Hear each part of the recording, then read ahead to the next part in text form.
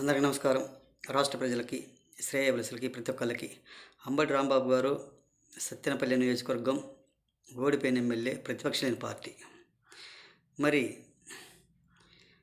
రాంబాబు గారు లక్షల కోట్ల రూపాయలు మీ పులివెందుల ఎమ్మెల్యే వైఎస్ జగన్మోహన్ రెడ్డి గారు సెక్యూరిటీ కోసం ఖర్చు పెడుతున్నాడు.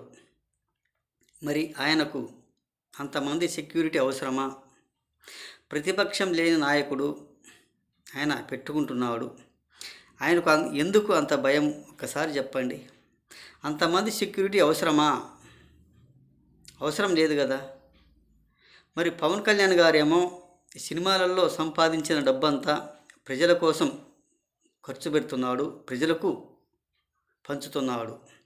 అది మీకు తెలుసు, రాష్ట్ర ప్రజలకు తెలుసు, అందరికీ తెలుసు. గతసారి కూడా చాలాసార్లు చెప్పే ఉంటాము. బాధితుల కోసం, నష్టపోయిన వాళ్ళకి, చనిపోయిన వాళ్ళకి చాలామంది కూడా పంచారు, ఇచ్చారు. అది ప్రతి ఒక్కళ్ళకు తెలుసు కదా. ఎందుకు ఇంత పనికి మాలిన మాటలు మాట్లాడుతున్నారు? ఒక్కసారి చెప్పండి. అసెంబ్లీకి వెళ్ళరు, అసెంబ్లీలో కనిపించరు, ప్రజల్లో కనిపిస్తూ ఒక డబ్బా మాటలు మాట్లాడుకుంటూ డబ్బా కొట్టుకోవటం తప్ప దేనికి పనికి వచ్చేవాళ్ళు మాత్రం కాదు.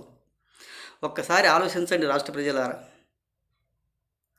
రేపు ద్రోణాచలం వెళ్తున్నాడంట. ఎక్కడికి ఇచ్చినా కానీ, ఎక్కడికి వెళ్ళినా కానీ జనంలో కనిపిస్తుంటాడు. ఒక్క మాట చెప్పండి. అసెంబ్లీకి వెళ్ళవయ్యా, అసెంబ్లీలో కనిపించు, బయట తిరుగుతూ బయట మాట్లాడుతూ ఉంటే ప్రయోజనం ఏమిటి అని ఒక్కసారి అడగండి, చెప్పండి. అసెంబ్లీకి వెళ్ళేది లేదు, నేను ప్రతిపక్షం ఉన్నాను అంటాడు. ప్రతిపక్షం ఉన్నప్పుడు అసెంబ్లీకి ఎందుకు వెళ్ళకూడదు? అసెంబ్లీలో ఎందుకు మాట్లాడకూడదు? ఆయనకు ప్రతిపక్షం లేదు కాబట్టి అసెంబ్లీకి భయపడి వెళ్ళటం లేదు. నాకు భయపడుతున్నారు చంద్రబాబు గారు అంటారు. ఆయన పెద్ద ఆయన, పేరుతో పిలవకూడదు, చాలా గౌరవంగా ఉంటుంది. కానీ వాళ్ళు చెప్పే మాటలు అలా ఉంటుంది. కానీ తప్పదు కదా. ఏది ఏమైనా అసెంబ్లీకి వెళ్ళండి, అసెంబ్లీలో మాట్లాడండి అని అడగండి కొంచెం.